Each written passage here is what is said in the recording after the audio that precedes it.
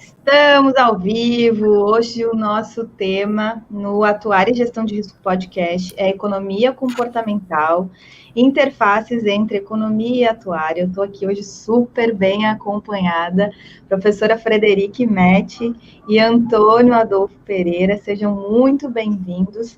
A gente hoje vai estar aqui com esse desafio.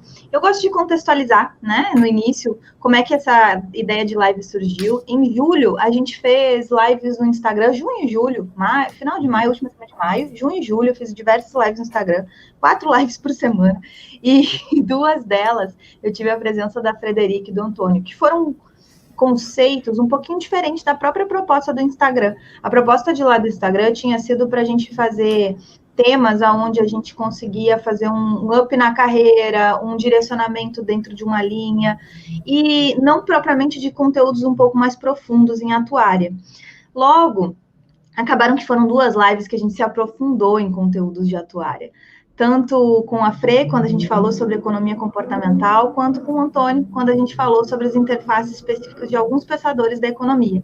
Aí eu falei, bom, olha só, a partir desse conteúdo que foi muito profundo, e muita gente me pediu para assistir de novo, inclusive foi uma coincidência, porque não ficaram gravadas, e foi por pura coincidência que não ficaram gravadas aqueles bugs que tem no Instagram. Eu disse assim, vamos transportar esse conteúdo para o YouTube, porque a gente consegue realmente ter uma interação dentro do networking atuarial. Então, dessa forma, essa live foi constituída, então está marcada desde julho, final de julho, mais ou menos até agora, e hoje é o dia, então, da gente se aprofundar nesse conteúdo. Vou passar a palavra para vocês se apresentarem, logo na sequência de eu apresentar aqui um pouquinho do projeto do Networking Atuarial. Então, você que está chegando agora, aproveita para desabilitar o chat e dar uma curtida no vídeo, porque esse conteúdo vai ser incrível. E também para se inscrever no YouTube, caso você ainda não esteja inscrito. Nas nossas lives, elas acontecem segundas-feiras ao meio-dia e quartas-feiras às 18 horas, no que a gente chama de almoço atuarial na segunda e rap da quarta atuarial nas quartas-feiras. O nosso propósito aqui é o conhecimento compartilhado, networking atuarial para ampliar essas possibilidades de entendimento de conteúdo atuarial. E o nosso networking pretende criar as nossas conexões para solucionar problemas sociais, empresariais e tecnológicos, já que nós somos seres humanos com um conhecimento de conjunto de técnicas de ciência e de habilidades em gestão de risco. E aí, se inscreve também no canal, que daqui a pouco a gente vai para a economia. Antes disso, por favor, se apresenta para a gente. Seja bem-vindo. Obrigada, Maris. É um prazer estar aqui de novo, né? Primeiro bate-papo foi lá pelo Instagram. Então, queria muito agradecer o convite. Pessoal, então, sou Frederique, atualmente sou professora e pesquisadora aqui da PUC Rio Grande do Sul. Estou vinculada à Escola de Negócios, na linha de marketing e também na área de finanças. Então, atualmente eu trabalho com essas 2 áreas, além de trabalhar em alguns projetos de inovação junto ao nosso parque tecnológico, a Tecnopuc. Então, minha formação básica é em ciências atuariais. Então, me formei em 2005-2 aqui pela URGS. Fui colega da Maris, inclusive, né, Maris? E posteriormente, então, vinculei ou direcionei muito a minha carreira, a minha trajetória para a área de finanças, principalmente a partir de uma visão minha de que ao longo do curso de atuariais a gente não desenvolvia muito conhecimentos voltados à gestão financeira, à carteira de investimentos naquela época. Hoje, felizmente, se vê um direcionamento e se percebe que as pessoas veem muito mais essa necessidade que há de convergência entre essas 2 disciplinas.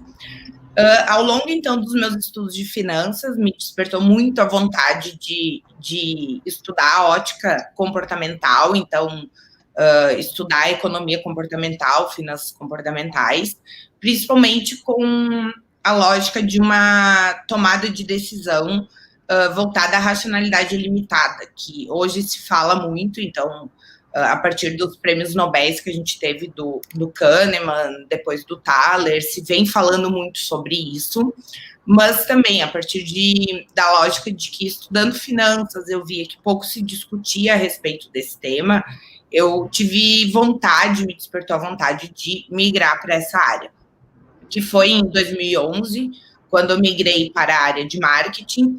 Então, a área de marketing, ela ela tem uma base já da psicologia para entender um comportamento do consumidor, e ali eu me vi muito mais inserida para estudar essa área de economia comportamental. Então, atualmente, a minha linha básica de pesquisa e de estudo, ela compreende, então, a economia comportamental na ótica de tomada de decisão dos indivíduos, voltado sempre olhando decisões financeiras, então, decisões financeiras que envolvem moeda, tanto investimento, quanto compra, quanto estudo bastante endividamento também. Então, essa sou eu, gente. Então, por isso também o convite da Maris para eu estar aqui para falar um pouquinho mais sobre o tema. Muito bom. A Fre, a gente formou juntas, né? Mesma formatura, foi oradora da turma e tudo, exatamente. Antônio, querido, te apresento. Tá no mudo. Boa tarde, pessoal. Boa tarde, Maris, professora Frederique. Eu sou o Antônio, sou economista de formação. Atualmente estou estudando Ciências Atuariais na UERJ, também da UERJ, que é onde eu me formei em Economia. Hoje, dia do comerciário, eu estou fazendo 14 anos que eu me formei na UERJ, teve minha colação de grau. Um pouquinho de mim, eu sou o pai da Marinoca, minha filha amada, marido da Angélica, um beijo para vocês duas, eu acho que estão nos assistindo aqui. Eu decidi primeiramente fazer economia desde criança, eu lia muito a parte de jornal, eu olhava a parte de esporte do Caderno do Globo, e aí depois, quando terminava o Caderno de Esporte, vinha o Caderno de Economia, passei a ler, e me interessar é uma área de conhecimento muito rica, tem um viés bastante acadêmico. Eu trabalho como economista na empresa de saneamento aqui do Rio, e eu acabei fazendo mestrado, agora terminei em 2015, 2017, na área de economia social, então sempre estudei um pouco essa questão de previdência, transferências de renda, são áreas que eu tenho forte interesse. E acabei me interessando por ciências atuariais, muito do meu trabalho, minha função profissional, que eu comecei a lidar com fundos de pensão e com plano de saúde, operadores de plano de saúde que são patrocinados pela empresa que eu trabalho. E aí foi crescendo esse interesse e eu acabei decidindo fazer uma graduação, em parte, para tentar dar conta de algumas lacunas que a gente tem no curso de graduação, e, por outra, para tentar entender um pouco mais do trabalho que é atuário. Muito bom. E, dessa forma, a gente vai hoje, então, se aprofundar nos conceitos, sem mais delongas, como eu sempre falo, o que é economia. E a gente tem já do início aqui uma proposta para que a gente construa em conjunto esse conteúdo. Vou colocar o link nos nossos comentários. A gente vai seguir com o conteúdo e a gente gostaria que vocês respondessem na proposta aí dos comentários para você, né? O que é economia? É isso? Exato. Tem uma definição, um pouco parece piada, mas eu acho que é a melhor definição que existe de economia, que o Jacob Viver diz que economia é a área de estudo que os economistas fazem, assim, que é um pouco difícil de definir. Mas a economia moderna, como a gente conhece, ela nasce com Adam Smith, que é o primeiro da foto à esquerda. A publicação dele de A Riqueza das Nações acaba definindo a economia como um arcabouço onde que o estadista ele vai se apropriar de conhecimentos científicos para chegar até o enriquecimento da nação, do Estado e até mesmo das pessoas. Então, a gente tem como pai da economia sendo o Adam Smith, mesmo tendo outros economistas relevantes, como o Quesnay, o Petit, que são da escola fisiocrática francesa, mas só que eles estavam muito mais ligados com a renda da terra e o que a terra gera de valor. Também cabe trazer aqui que o próprio Adam Smith ele está num período econômico do mundo que é o berço da Revolução Industrial na Inglaterra. Então, ele acaba pensando essas associações. O segundo grande economista que eu trago é o Jean-Baptiste Say, chamado de Say, porque ele é francês. Ele tem uma frase bastante forte que diz que toda oferta gera sua demanda, e isso era válido mundialmente até a crise de 1929, quando se provou um aumento gigantesco de estoque, terminada a guerra, e a sua lei fundamental acabou destruída pelo Keynes. O CL via a ciência econômica como uma ciência que trata de produção, distribuição e consumo da riqueza. Se a gente for pegar a fala da professora Frederick, ainda está muito distante do que os prêmios Nobel, os laureados de 2017, 2001, que ganharam, que trata de economia. O terceiro economista clássico acima é o John Stuart Mill, que ele via que a economia era o resultado de motivações, essas motivações são riquezas, e associa isso a métodos apropriados de estudos de produção e de riqueza dos indivíduos. Então, novamente, é importante a acumulação da riqueza, e o que ele inova é trazer que essa riqueza ela depende de certas leis que são conhecidas. Abaixo começa uma transição que é chamada de escola neoclássica, que trazem outras definições, trazendo um pouco a questão do individualismo do indivíduo, e é fortemente influenciado pela psicologia e as escolhas, esse processo de escolha. E ele começa a estudar o fenômeno de trocas como algo fundamental na economia que perdura até hoje. O segundo abaixo é o Jevons. Ele via a economia como uma ciência que é matemática em matéria, então muito da economia, da macroeconomia, da microeconomia, traz esse embasamento matemático, de modelos matemáticos para a explicação do fenômeno econômico. E ele tinha uma frase que a economia era fundamentalmente sentida pelos indivíduos como um cálculo de prazer e dor.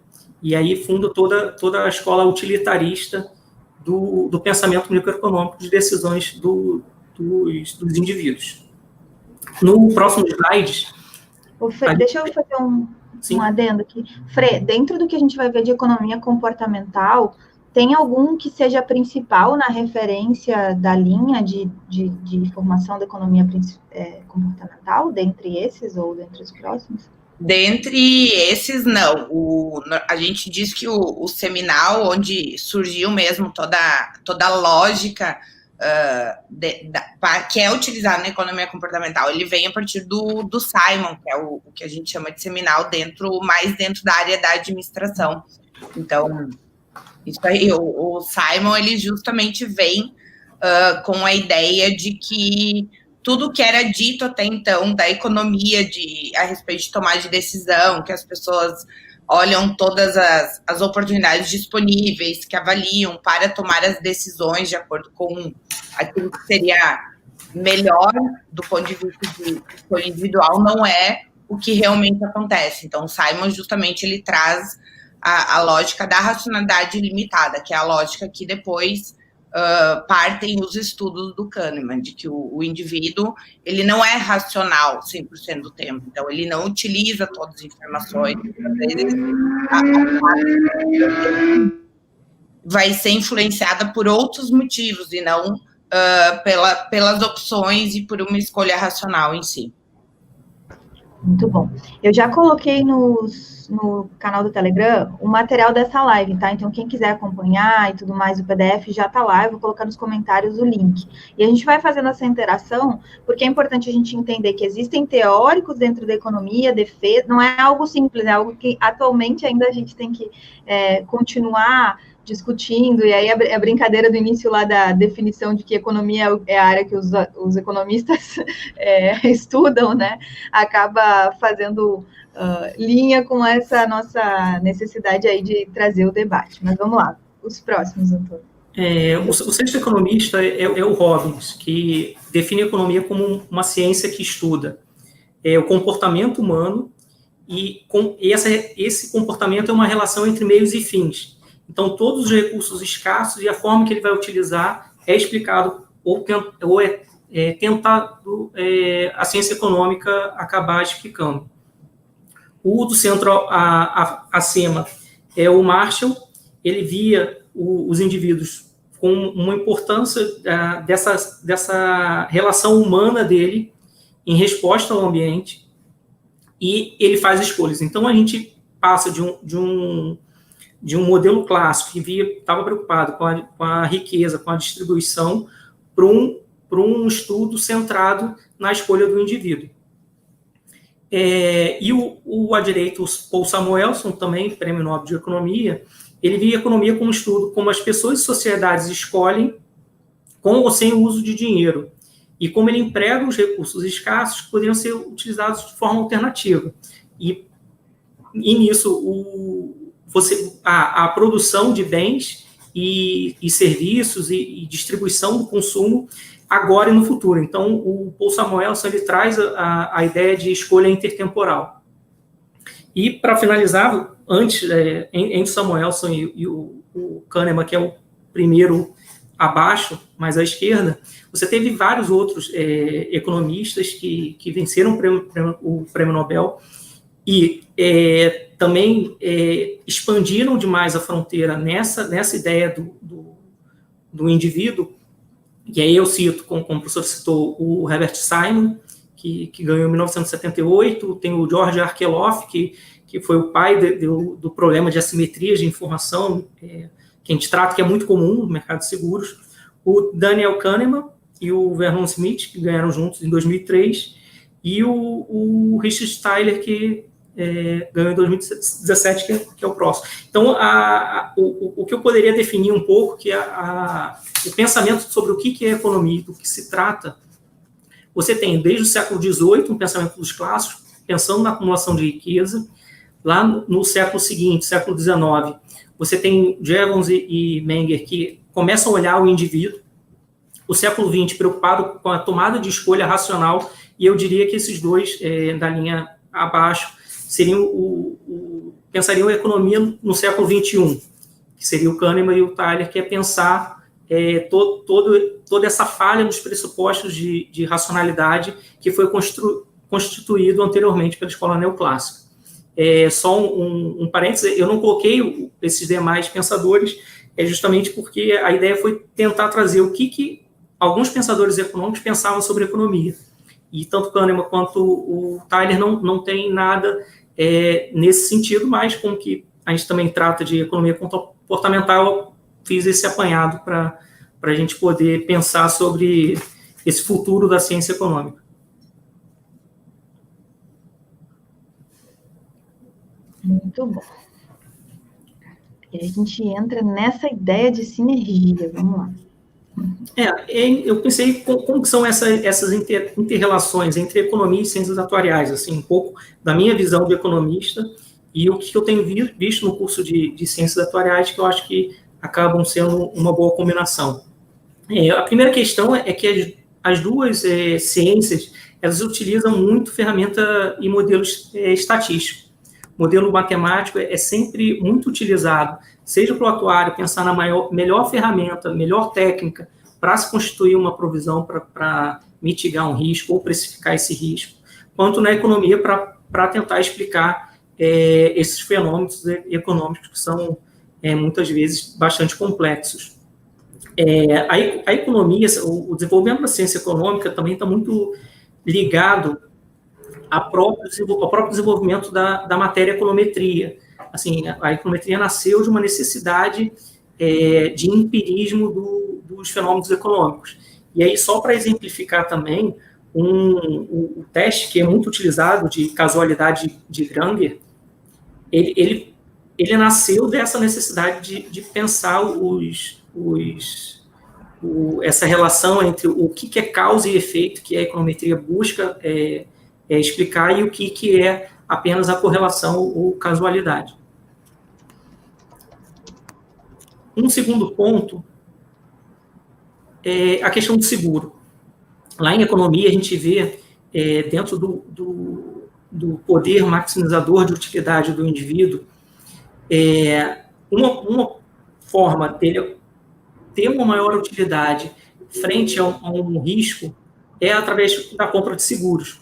E aí eu acho que o seguro, ele acaba unindo um pouco as nossas duas profissões, justamente pelo atuário ser o mercado do produto que ele oferece, e o economista, dentro de uma base de pensamento de economia social, vê o seguro como importantíssimo para a segurança das pessoas, seja um seguro social ou fornecido por um bem privado. Um terceiro elemento de grande sinergia que eu vejo é a questão dentro das empresas. O economista ele é muito valorizado no processo de tomada de decisão. O economista ele é preparado para pensar em tomadas de decisão que vá otimizar, seja um processo, seja uma estratégia. Igualmente, o atuário, saindo um pouco dessa questão de quantificação de preço de seguro, ele tem um campo enorme de trabalhar também no nível estratégico das empresas, mas olhando a mensuração de riscos e o que pode ser feito para tentar mitigar. E essas duas carreiras eu acho que são bem interessantes do ponto de vista empresarial. Elas tendem a ganhar muito com um economista ou um atuário em posições chaves para auxiliar a direção, o corpo diretivo, tomar as decisões que são estratégicas para a empresa. Opa, tirei aqui sem querer. Deixa eu aproveitar essa tirada aqui. Eu queria perguntar para a Frê uma questão em relação a essa linha de seguros, de quando a gente tem, dentro da economia comportamental, a tomada de decisão. Bom, primeiro eu queria que tu introduzisse um pouco dessa tomada de decisão para a gente poder ter algum paralelo com o seguro, de como é que funciona quando se toma a decisão do seguro. Então, primeiro, a base da economia comportamental, como é que é a tomada de decisão ali? Assim, atualmente tem diferentes linhas, né, que estudam essa tomada de decisão, mas a mais utilizada é a linha do Kahneman. Então, a maioria já deve ter visto ou ter lido o livro do Kahneman, O Rápido e Devagar. Então, o que o Rápido e Devagar ele fala? Então, ele traz justamente o conceito de que uma tomada de decisão, ela pode ser rápida ou devagar. Então, o rápido ou devagar, ele é traduzido em sistema 1 ou sistema 2. Então, o sistema 1 é aquele sistema onde os indivíduos tomam uma decisão de forma rápida, de forma intuitiva, onde eu não avalio todas as possibilidades, se enquadra muito questões de compras compulsivas, compras voltadas ao materialismo, ele está muito mais voltado a decisões que envolvam ou que prevaleçam muito mais características individuais nessa escolha. Já o sistema 2, ele é aquele sistema muito mais racional, muito mais lento, onde aí sim eu vou tomar as decisões de forma que eu vá decidir pela alternativa que vai me gerar um maior bem-estar de forma geral. Então, o que já se tem estudos, ou até mesmo Kahneman traz, que quando a gente toma uma decisão, não quer dizer que eu vou tomar uma decisão pelo sistema 1 ou pelo sistema 2. Então, eu posso ter decisões onde eu vou me basear em ambos os sistemas, mas que em 95% das vezes o indivíduo ele tende a utilizar o sistema 1, que é o sistema muito mais intuitivo de decisão. E, portanto, nas outras 5% das decisões, aí sim eu tendo a tomar decisões pelo sistema 2. O que isso tudo tem a ver com a área atuarial? Grande parte dos produtos atuariais hoje, eles estão inseridos no mercado financeiro. Então, a gente tem tanto seguros quanto planos de previdência, eles são escolhas ou são produtos financeiros que estão comercializados no mercado e estão subordinados ao nosso Conselho Monetário Nacional, que está dentro do sistema financeiro. Então, a gente pressupõe também que todas essas escolhas ou decisões por adquirir um seguro ou aderir a um plano de previdência, eles acabam sendo escolhas também que podem ser explicadas por essa decisão financeira, por esse processo de decisão. Claro que quando o valor que a gente paga para adquirir um produto, quanto maior ele for, quanto mais utilitário ele for, mais as minhas decisões tendem a ir pelo sistema 2. Então, por exemplo, eu adquirir um seguro de carro, ele dificilmente vai ser uma decisão muito mais impulsiva. Então, aí sim, a pessoa vai olhar diferentes orçamentos, vai olhar coberturas para tomar essa decisão. Mas também, em detrimento a isso, a gente sabe que muitas vezes o consumidor pode optar por adquirir outros tipos de produtos ao invés de escolher um seguro ou um plano de previdência. Então, isso é muito comum até em seguro-saúde. Eu não vou adquirir hoje um seguro-saúde, mas eu vou cuidar da minha saúde num outro sentido. Vou cuidar da minha alimentação, vou fazer exercícios. Dessa forma, o indivíduo ele tende a se convencer de que ele não precisa de um seguro de saúde. Claro que a gente sabe que é uma decisão muito mais que envolve valores monetários, mas a gente acaba também olhando isso como uma decisão do sistema 1 e envolve questões de heurísticas e vieses, até que o próprio indivíduo ele usa argumentos ou justificativas para conseguir se convencer de que aquela decisão foi correta ou não.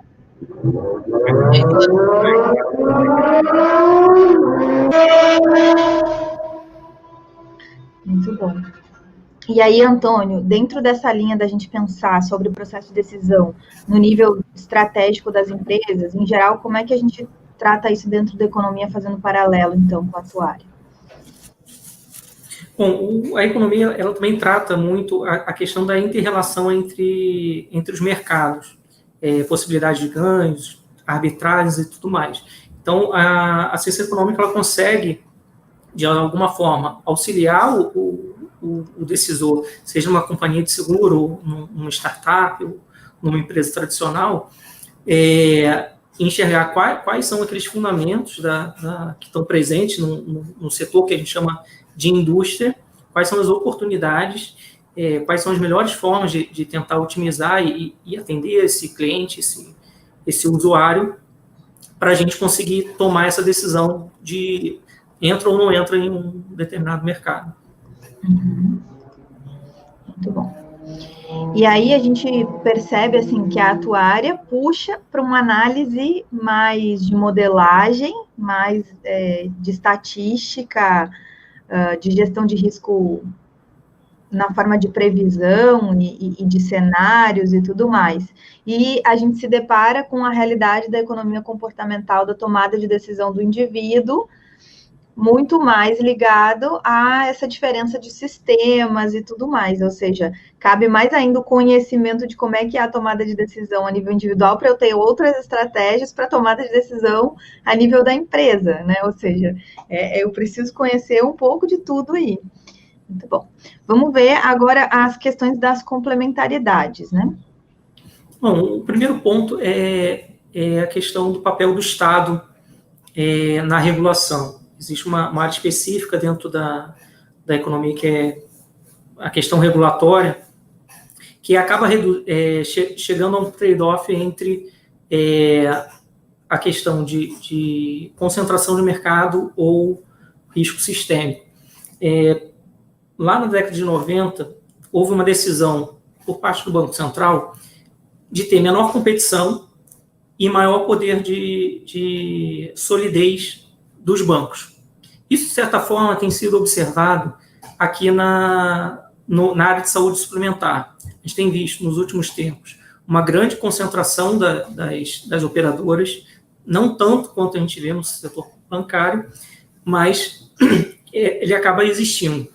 Conversando um pouco, seja com alguns professores ou atuários, e um pouquinho da diferença do pensamento do economista e para o pensamento de quem faz a precificação do seguro, eu vejo que o economista ele consegue enxergar uma necessidade de regulação, que ela é cabida, ela é necessária, mas, por outro lado, você não precisa ser tão regulador assim, quanto, na verdade, alguns setores acabam sendo. Já quem não é da área de economia ou da área do direito regulatório, começa a ver a regulação como um grande mal, não consegue enxergar um pouco o que há de bom. Vou pegar, por exemplo, o exemplo da ANS.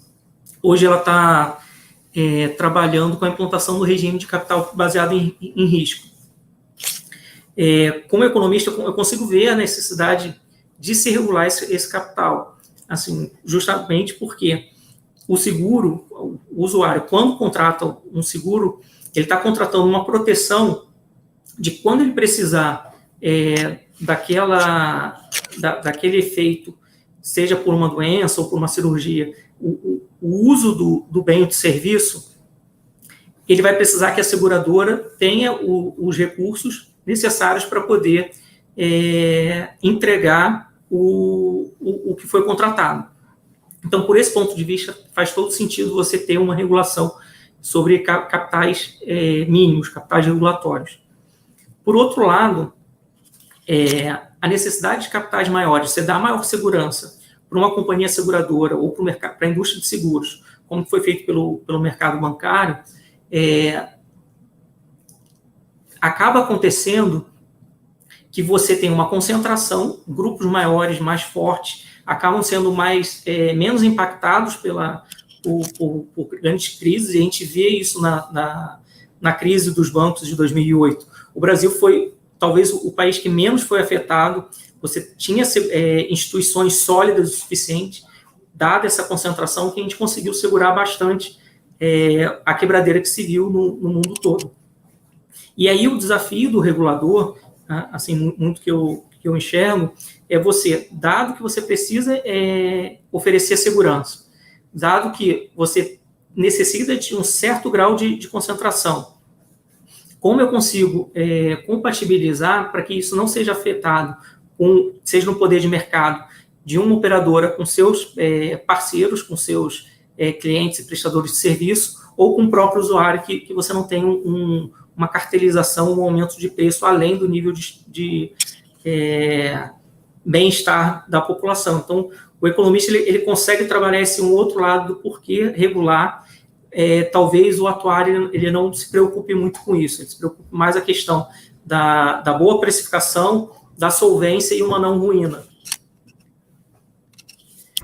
Nessa linha, assim, na prática atuarial, vamos dizer que quando o atuário está lá na seguradora, está lá na atuação profissional, ele acha um saco, né, ter que atender as exigências da regulação. Essa falando, assim, bem da realidade. No entanto, a necessidade de entendimento da importância da regulação acaba trazendo para o atuário formas de atuação dentro da empresa e junto ao órgão regulador, e aí uma das principais áreas que a gente tem visto bastante aproximação e atuação de atuários junto aos órgãos reguladores é a área da saúde mesmo, de planos de saúde, vide as decisões que foram tomadas pela ANS recentemente, então trazer a realidade de como é que são feitos os cálculos e qual a importância da gente não colocar para dentro do plano de saúde diversos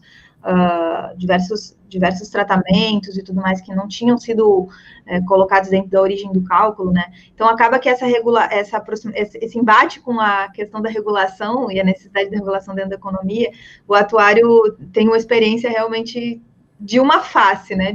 O atuário que está dentro, digamos assim, o atuário que está dentro da seguradora ou da operadora de saúde.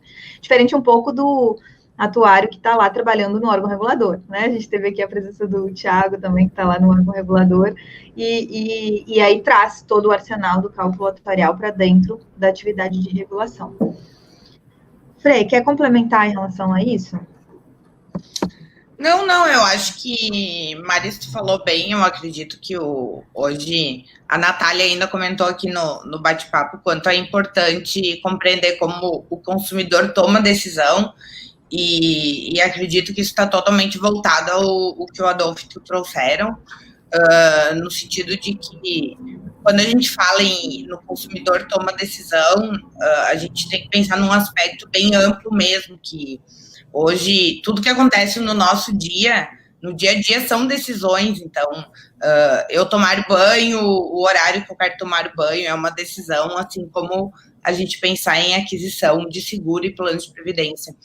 E acredito que cada vez mais para a área atuarial, essa compreensão ela deve ser muito maior pelo fato de que a área vai ter que, aos poucos, se voltar no sentido de convencer as pessoas do quanto ter um seguro e ter um plano de previdência pode aumentar o bem-estar das pessoas. Então, ele reduz, no conceito de que eu reduzo a minha insegurança em relação ao futuro, eu reduzo o meu estresse em relação ao presente. Então, tudo isso se torna cada vez mais emergente, porque se a gente pensar 20 anos atrás, a discussão era muito mais no que o Antônio trouxe antes, em modelagem, como gerar melhor modelagem, como calcular melhor as provisões, depois se avançou para como conseguir fazer uma gestão ativo-passiva eficiente, e hoje se fala muito da lógica do comportamento, né? Então, além de tudo isso, cada vez mais é necessário entender esse comportamento. Então, o filme agora que está todo mundo falando do Netflix, o Dilema Social, ele fala justamente sobre isso, de que antigamente a inteligência artificial eram uns robozinhos. Hoje não, hoje a máquina conseguiu entender o comportamento das pessoas. Então, isso vai ser cada vez mais necessário, e para a área atuarial não deixa de ser diferente. Então, essa necessidade de compreender e trazer para as pessoas, criar cartilhas, fazer ações justamente nesse sentido de aumentar o geral ao adquirir esses tipos de produtos. Muito bom. Então, esse trade-off aí, entre concentração e a questão de solidez, a gente vai ter diversas nuances. E aí eu queria aproveitar para deixar uma sugestão para quem é estudante de ciências atuariais, pensar, porque existem diversas possibilidades da gente fazer trabalhos, pesquisas e tudo mais nessa linha de entender os índices de concentração e os desenhos futuros e buscar explicações para essas concentrações. Então já fica a dica aí. Mas vamos para o próximo, então. Ciclos. Só mais um detalhe em relação à concentração. A concentração em si, ela não é ruim por si só. Você tem aspectos relevantes. A preocupação que gera no ente regulador de uma concentração é não utilização do poder de mercado que essa concentração te dá para você ganhar em cima, seja do seu prestador de serviço, da cadeia upstream ou downstream. Essa aqui é a preocupação, é você não utilizar do poder de mercado dessa concentração para o seu benefício. Aí talvez o olhar mude. Um segundo ponto que eu acho que é de complementariedade é a questão de enxergar o cenário, assim, o ambiente que a empresa está, que o produto é desenhado. Isso talvez seja a principal cereja do bolo dos economistas, que é a questão do entendimento de ciclos e flutuações macroeconômicas. Assim, qualquer estudante que inicia o curso de graduação em ciências econômicas, o cara fala assim, eu quero estudar macroeconomia, eu quero entender como funciona o sistema macroeconômico e muitas vezes querer ter todas as soluções possíveis do mundo. Mas só que em economia a gente sempre tem escassez, então é muito difícil você chegar a uma solução que seja perfeita e atenda todo mundo. Você sempre vai ter uma situação ótima que consiga melhorar o bem-estar ou, no mínimo, não piorar.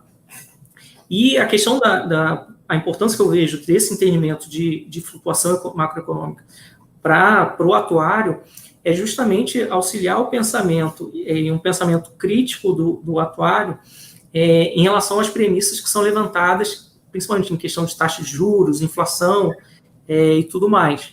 Eu me lembro que uma vez eu estava numa reunião de um fundo de pensão, que é patrocinado aqui pela empresa, e aí tinha uma discussão, a carteira era composta basicamente por serviço público federal. E aí começou uma discussão sobre se poderia ser decretado default para esse tipo de título. E aí a discussão foi e caminhou até um pouco por esse caminho. E aí, na verdade, quando a gente pega a história econômica, você teve, eu acho que, 1 ou 2 casos de default em moeda nacional. Isso é uma possibilidade que não existe. Justamente porque hoje, inclusive, na pandemia, tem alguns economistas brilhantes defendendo emissão monetária você, em princípio, não teria como você deixar de fazer a impressão monetária para pagar a sua dívida e jogando mais liquidez na economia. O problema é que você tem um alto risco inflacionário. Então, se por um lado você não altera lá a sua taxa de juros nominal, você vai ter uma alteração significativa da taxa de juros real. E dada a inflação que você tem potencialmente de gerar. Isso aconteceu fortemente na década de 1980, a questão dessa emissão excessiva monetária. Muito bom. E a questão, o último ponto, que eu acho que é uma complementariedade também que existe, é a questão da previdência. Assim, a previdência até que ponto o problema previdenciário é um problema de sustentabilidade atuarial, de déficit atuarial, ou é um problema de disciplina fiscal, um efeito fiscalista. Olhando um pouco como economista, o que eu estudei, a gente sempre coloca a culpa no atuarial. Não, o atuarial ele é insustentável. Inclusive, eu antes de começar a estudar matemática atuarial, eu tinha na cabeça que plano de benefício definido é um terror, ele nunca vai dar certo. Mas, na verdade, não. Na verdade, tudo depende do seu desenho. Um plano de renda vitalícia, ele é altamente sustentável no tempo. Se você fizer a gestão atuarial, algo que eu pretendo estudar um pouco mais a fundo à frente dessa questão. Mas essa questão da necessidade de uma reforma da Previdência, se você pegar desde a reforma da década de 90, o plano de fundo é sempre um problema fiscal brasileiro. Esse problema fiscal tem até uma teoria bem menor de macroeconomia que fala que esse endividamento futuro de uma nação, ela por si só é capaz de gerar uma inflação gigantesca. Isso é chamado de dominância fiscal. Teve até uma discussão recente no Brasil se entre 2015 e 2016 o Brasil estava nesse regime de dominância fiscal, que é independente da situação da sua conta pública hoje, se os agentes econômicos veem que existe a grande probabilidade de você ter um déficit futuro impagável, você ser um devedor Ponzi, e lá na frente você vai ter que emitir mais moedas, você vai ter mais inflação, você vai ter problemas de solvência. O que os agentes fazem é justamente, por um processo de decisão, antecipar tudo isso, e ainda que você não tenha uma situação fiscal tão ruim no presente, você vai ter acaba gerando uma taxa de inflação altíssima, justamente por um componente de expectativa. Hoje, basicamente, todos os modelos macroeconômicos utilizados por bancos centrais são fundamentados em expectativas dos agentes. Então, esse é algo muito interessante do atuário também ter em mente onde que a economia está inserida, onde que o mercado seguro está inserido e como que isso afeta a precificação de produto e tudo mais. Aí, nessa linha de sustentabilidade atuarial e de crise financeira do Estado, de crise fiscal do Estado, a gente vai ter diversos estudos importantes dentro da tua área da economia. Agora, quando a gente vai para a economia comportamental, eu gosto de um exemplo que a Frederic deu sobre a tomada de decisão de previdência. Como é que é a história de a gente ter um direito a uma viagem no navio, Fre? Conta pra gente. Uma viagem qualquer vinculada, né? Não precisa ser só no navio, mas eu lembro do exemplo do navio. Qual que era essa, Marisa? Até me perdi agora. Quando a gente tem um plano de saúde oferecendo, junto com a compra, né? Uma viagem, lembra? Lembrei. O que ele está comprando? O que a pessoa está comprando? Qual é o sistema que ela está decidindo pela compra de previdência? Muito mais uma decisão importantíssima, né? Mas como é que é a realidade? Vamos contar a realidade da decisão aqui. Não, agora eu lembrei, pessoal. Desculpa, Maris.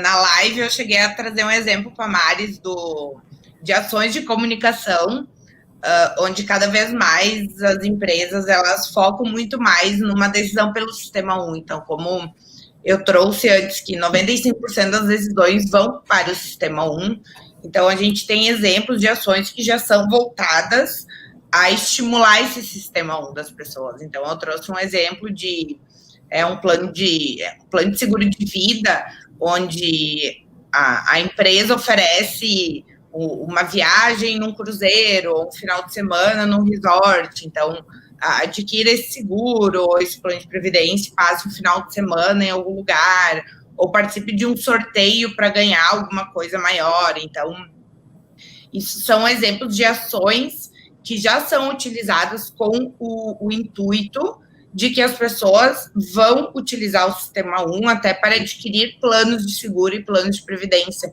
E isso entra muito também num dilema ético, né? Até que certo ponto isso é correto ou não.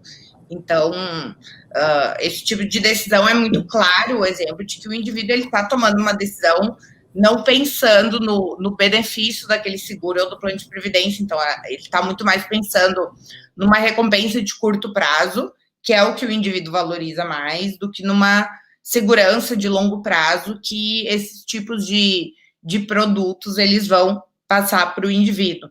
E isso entra dentro de um dilema que a gente pode pegar diferentes exemplos e diferentes temas de conceitos e estratégias que foram criados buscando um aumento do bem-estar das pessoas ou do indivíduo, mas que com o passar do tempo, empresas e pessoas acabam utilizando isso também no mau sentido. Então, um exemplo recente que a gente tem isso são os nudges.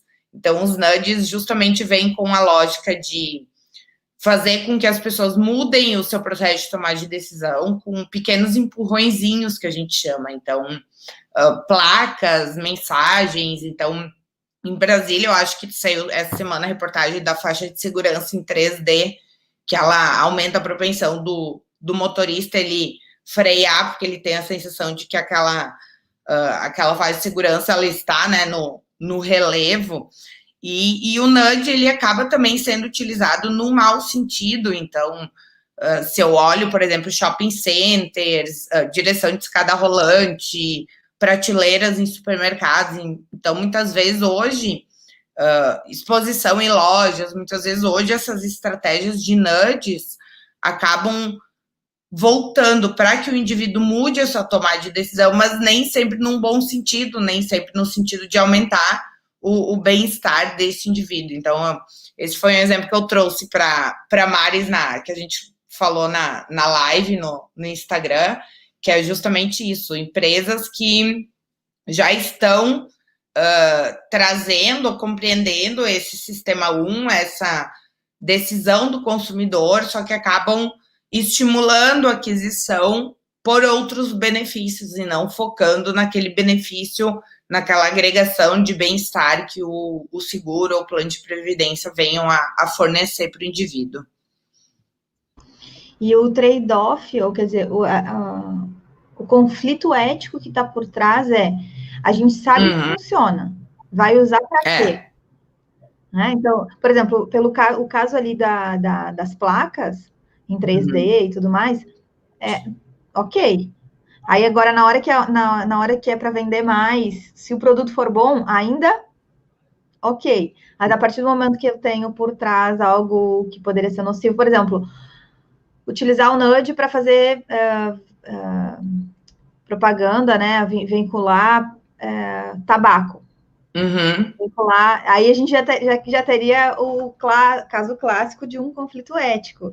Né? Então, é muito interessante. E dentro dessa ideia de estudo de nudges, eu escrevi certo ali? Nudge? Sim, tá certinho. Tá certo. Lá no teu Instagram, tu tem vários vídeos, né? Falando sobre e tal. E eu vou botar aqui nos comentários depois para vocês buscarem lá no Instagram da Fre. Ele é um Instagram cheio de conteúdo nessa linha. E aí vocês podem tirar mais dúvidas sobre isso. Que é um dos conceitos muito, muito importantes que a gente vê aí sendo divulgado, estudado, também tem várias partes. E sabe, Maris, o que é super interessante até trazer aqui, que o nudge, o conceito dele, ou a criação do nudge foi feito pelo Thaler, né? Então, o Antônio ainda trouxe o Thaler lá no início da apresentação. Sim. E ele surgiu num plano de previdência. Então, o nudge surgiu nos Estados Unidos como estratégia de que, no momento em que uma empresa contrata um funcionário, a adesão ao plano de previdência corporativo, ela acaba sendo automática. E caso o indivíduo não queira participar do plano de previdência, ele precisa preencher uma carta dizendo que ele não quer participar do plano de previdência. Então, foi assim que surgiu o NUD, justamente com o objetivo de melhorar o bem-estar do funcionário. Então, ele entrava na empresa e já tinha essa adesão automática, e eu precisava ter um esforço caso eu não quisesse. Então, foi assim que surgiu o NUD. E a gente vê isso muito clássico também em campanhas de doação de órgãos.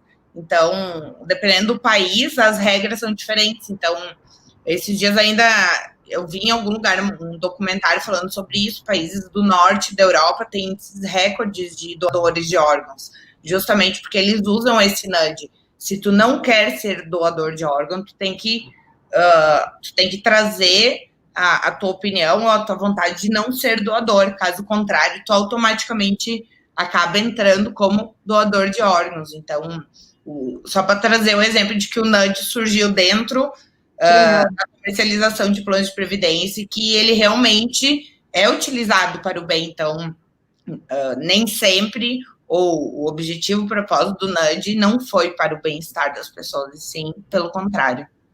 Muito bom. Vamos lá. E o que a economia, então, auxilia?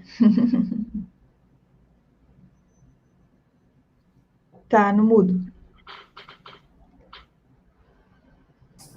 Acho que a primeira questão é o entendimento da empresa como um todo. Não só a economia, um pouco de experiência também traz. Como ciência econômica vê a empresa, o mercado de um ponto de vista um pouco mais alto, em olhar o funcionamento desses sistemas de venda, compra, como que é o próprio processo em termos de custo. Então, na verdade, o pensamento da economia traz um pouco você pensar uma companhia de seguro, por exemplo, que não é só a questão da solidez, realizar notas técnicas, é até um tema que é bastante difundido no seu canal, Maris, que é o atuário sair um pouco dessa questão de só fazer a precificação de planos. É você entender um pouco os outros objetivos, que isso é dado na matéria de tarifação de seguro, você entender quais são essas outras questões que também influenciam um produto de seguro. Não adianta você ter um produto que é plenamente seguro, bem desenhado, redondo, mas se esse produto não atender a quem você está querendo vender, você especificar, por exemplo, questão de plano de saúde, algo que é muito caro para todo mundo. Plano de saúde, tiveram algumas reportagens que apareceu como maior desejo de consumo das famílias. Você falar, vou fazer um produto de saúde, que você tem o Sírio-Libanês, são os hospitais, digamos assim, mais luxuosos, com maior qualidade de hotelaria, isso todo mundo sempre vai querer, todo mundo sempre vai desejar, mas isso tem um custo enorme.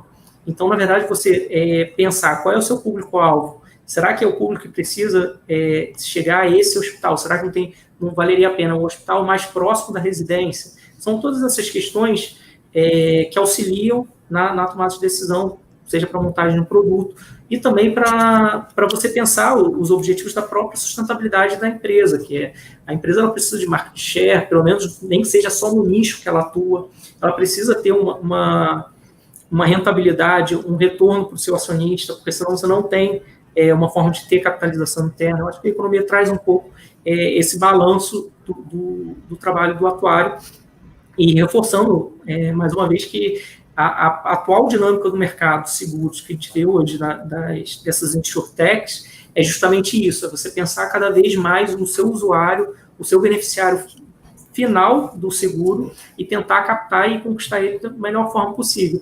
E aí eu acho que o atuário, trabalhando junto com o economista, tem bastante poder para esses desenhos e até para o processo de decisão da empresa que a gente conversou lá atrás. Muito bom. E, por fim, essa questão também trazendo um pouco do meu estudo de ciências atuariais, que eu ainda estou na jornada, no caminho, conhecimento prévio de finanças. Assim, a gente não tem um curso muito focado de finanças, eu acredito que nem em ciências atuariais e nem em economia. Eu acho que são poucas as escolas de economia que têm bastante matéria de finanças. Assim, para dar meu exemplo lá da UERJ, eu acho que eu tive 2 ou 3 disciplinas de finanças na faculdade inteira. Então, muitas vezes a pessoa é seduzida e pensa assim, vou fazer economia para fazer finanças. É muito difícil você ter uma faculdade propriamente de finanças. Você tem algumas faculdades muito boas que são focadas em finanças, mas você vai ver muito mais um arcabouço teórico de como funciona a economia e finanças, logicamente, está inserida. Uhum. Nessa linha, eu estou no mudo? Não. Nessa linha da gente entender, né, do comportamento de finanças, eu queria que a Fre trouxesse os estudos dela sobre o embasamento inicial que a gente tem que dar para as pessoas em relação à diferença de crédito, de dívida, como é que é essa tomada de decisão, se adianta a gente sentar e ver qual é a dívida mais cara, qual é, né, como é que as pessoas em geral buscam isso, e se isso tem aumentado ou não, em especial agora durante a pandemia, porque é uma visão que a gente atuária às vezes tem um pouco mais automatizada por estar dentro dessa área, mas quando a gente se depara com a realidade das pessoas que compram os produtos, que nem a gente estava, que nem o Antônio estava falando do entendimento da gente ter essa programação lá, a gente se depara com uma realidade um pouco diferente. Então, como é que é isso na prática dentro dos estudos que tu já fizeste? Uhum. Só complementando o que o Antônio trouxe agora dos cursos, sabe que eu, felizmente, quando eu fui para a PUC, agora eu fechei um ano de PUC em agosto, a gente tem um curso de graduação ali, Antônio, de economia, com uma linha de formação em finanças. Então, os últimos... Na PUC de Porto Alegre, né? A PUC aqui no Rio Grande do Sul. Então, a linha de formação é de finanças, inclusive esse semestre eu estou dando uma disciplina para eles de previdência complementar e seguros. Então, eles têm muitas disciplinas voltadas, eles serão economistas, mas eles têm muitas disciplinas voltadas à área de finanças comportamentais, então é super legal. Mas eu também vejo muito essa lacuna, assim, na maioria dos cursos de multidisciplinariedade, né? Então, muitas vezes tu foca num conteúdo específico e tu não dá essa visão muito mais macro.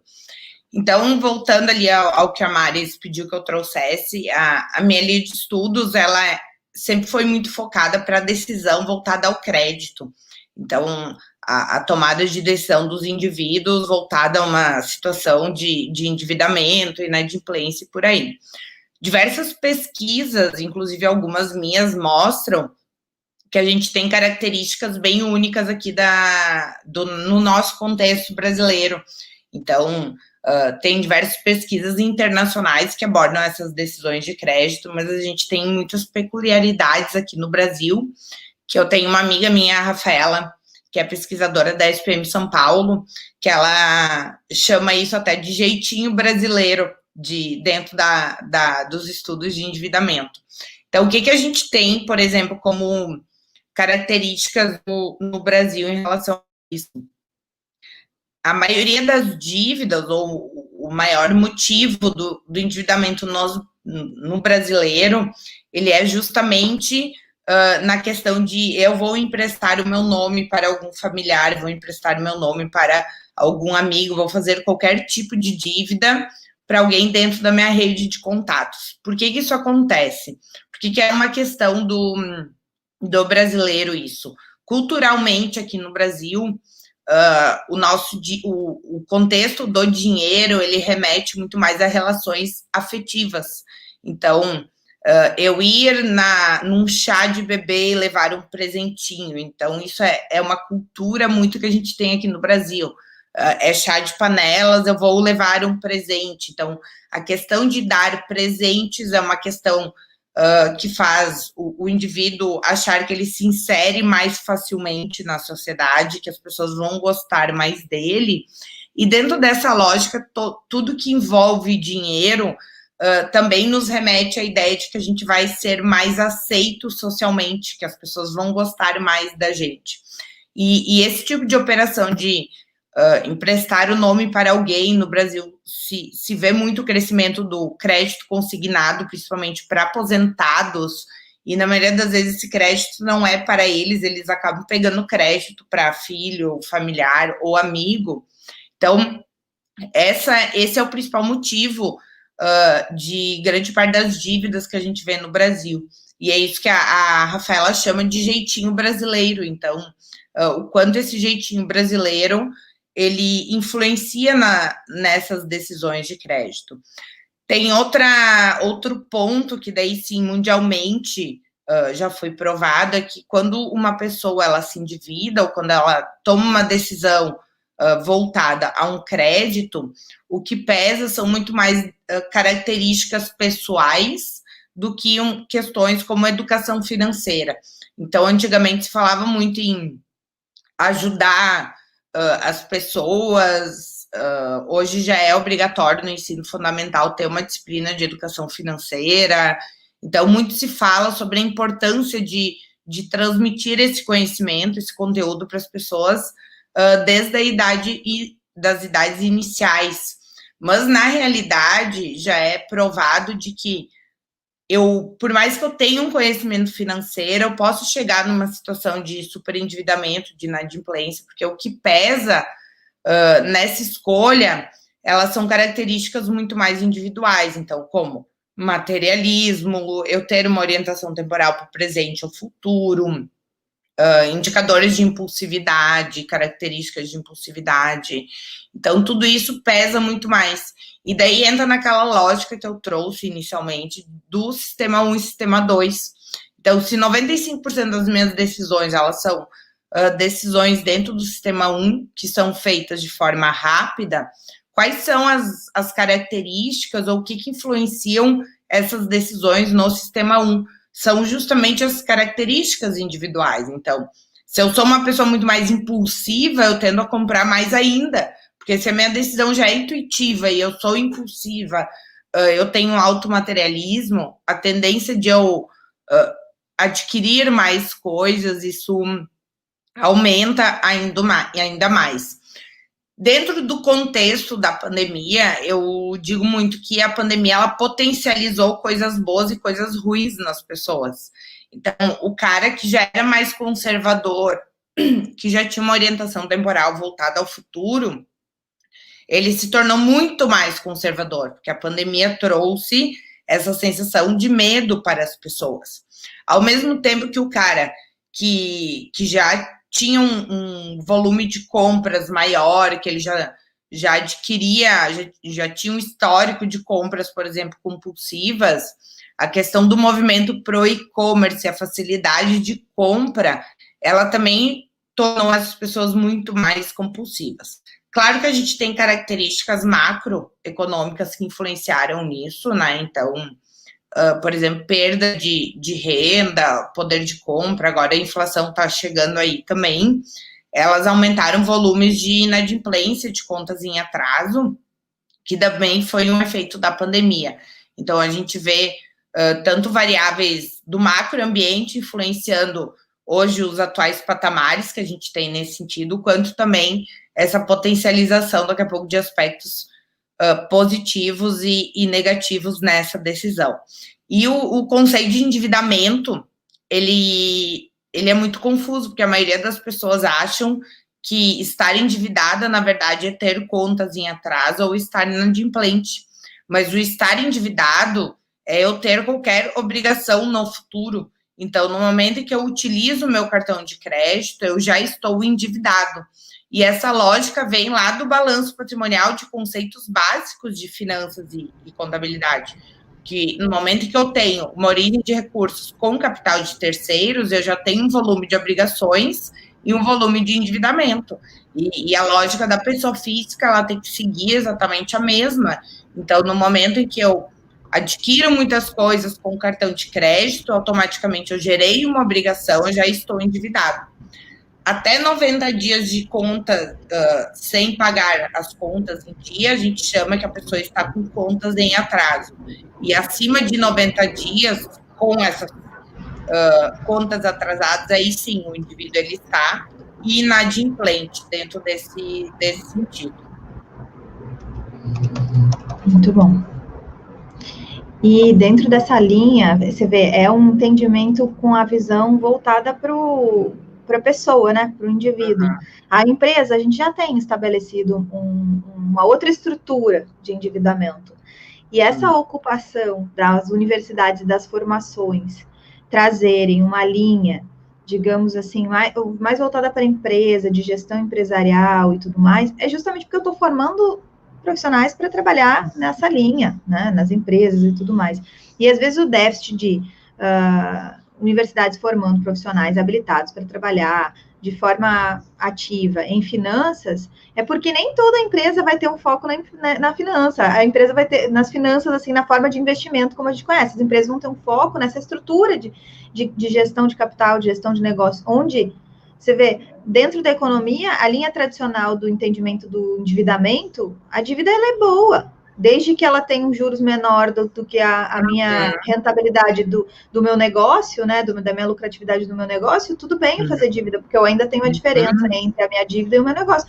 Então, a visão de pensamento, ela tem um conceito diferente do individual, né? O indivíduo, aí, se ele comprar para investir, né? Para investir no nível de empresarial, ele já entrou dentro dessa linha de pensamento empresarial. Agora, ele mesmo vai comprar para investir em educação, vai se endividar para investir em educação, beleza, eu estou dentro dessa linha de que eu posso ter uma remuneração acima, um lucro acima daquele investimento que eu estou fazendo. Mas fora essas exceções, a linha de pensamento é diferente. Então, essa é a complexidade e o bonito da economia, né? Mas vamos seguir nos nossos tópicos aqui. Peraí. Peraí.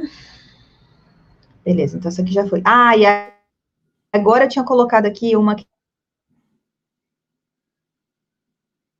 questão que tu acabou respondendo, que era a ocorrência da tomada de decisão. Complementar alguma... Ixi.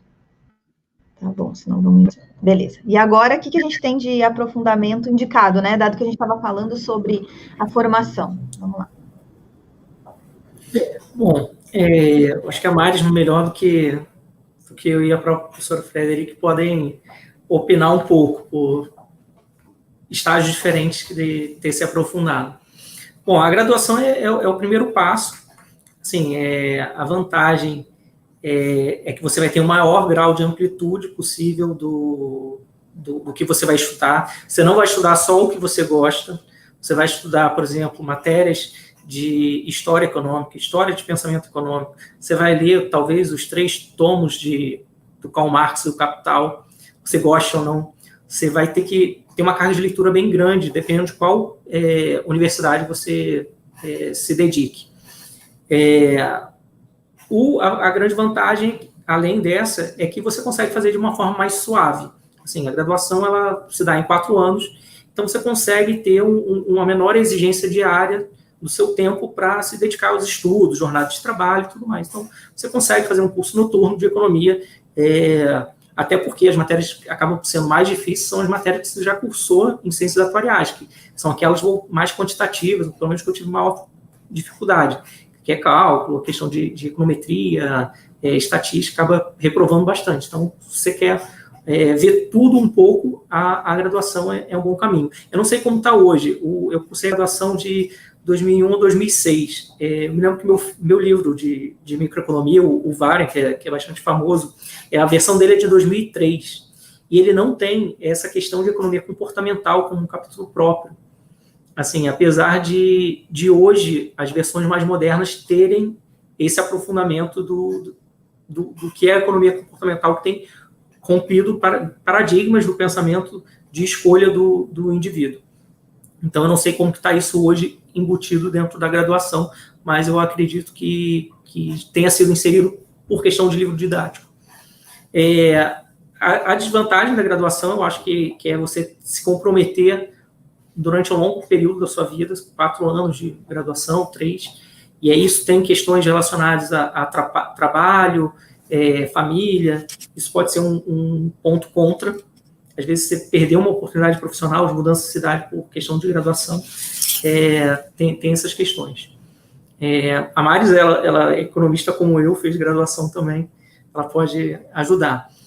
Em termos de pós-graduação, o que eu vejo mais interessante existir para aprender economia, você vai ter uma visão da graduação, de temas específicos, micro, macro, questões quantitativas. E aí as duas áreas que mais têm familiaridade com educação são pós-graduações em finanças e gestão empresarial. Acaba que muitos dessas pós-graduações são realmente multidisciplinares, assim, não conheço aqui no Rio uma pós-graduação específica em economia. Foge um pouco do meu conhecimento. E, por fim, você tem um desafio maior, que é através do fazer um mestrado ou doutorado. O curso de ingresso no mestrado é dado por uma prova. Você tem microeconomia, você faz uma prova de macroeconomia, estatística e matemática, e uma quinta de, eu acho que, história econômica. Assim, é uma prova bem pesada, bem difícil, mas no mestrado tive colegas da área de matemática, de engenharia, que acabam conseguindo passar muito em função das notas em matemática e estatística, que são notas, geralmente, notas mais baixas, são mais desafiadoras. E aí, na pós-graduação, no mestrado, você vai estudar algum tema específico e vai estudar o que está na fronteira do conhecimento. Por exemplo, essa questão de economia comportamental, eu vi só na pós-graduação, no mestrado. No mestrado, você vai ver não só os modelos, como que eles existem, mas toda a formalização, por que eles existem, não deixam de existir. Enquanto, por exemplo, na graduação, isso também eu acho que ocorre com ciências atuariais, o curso de econometria, ele é dado modelo simples ou com 2, 3 variáveis.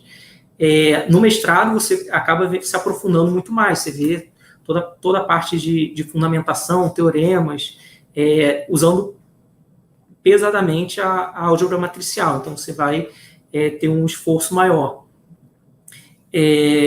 A vantagem é justamente esse conteúdo mais denso e a liberdade que você vai ter de seguir uma linha de pesquisa sua e do seu orientador e aprender bastante sobre aquele determinado assunto. E aí a grande desvantagem que eu vejo é a dificuldade de conciliar isso com o trabalho. Assim, geralmente, tem muitas, na verdade, programas de pós-graduação pedem dedicação exclusiva, outros não, mas eu acho que é um caminho muito interessante. Você tem, por exemplo, o Nazareno que nos ouve, ele é economista mesmo, assim, fez mestrado em economia. Eu, numa pós que fiz em São Paulo, quem deu aula de economia foi um médico, e ele tinha pós-graduação em economia. Eu fui perguntar para ele se fez alguma pós de MBA. Ele disse, não, eu fiz mestrado em economia. Eu disse, mas foi mestrado empresarial? Ele disse, não, foi mestrado acadêmico. Então, ele sabia tão bem quanto qualquer outro colega que se formou comigo ou que se formou depois.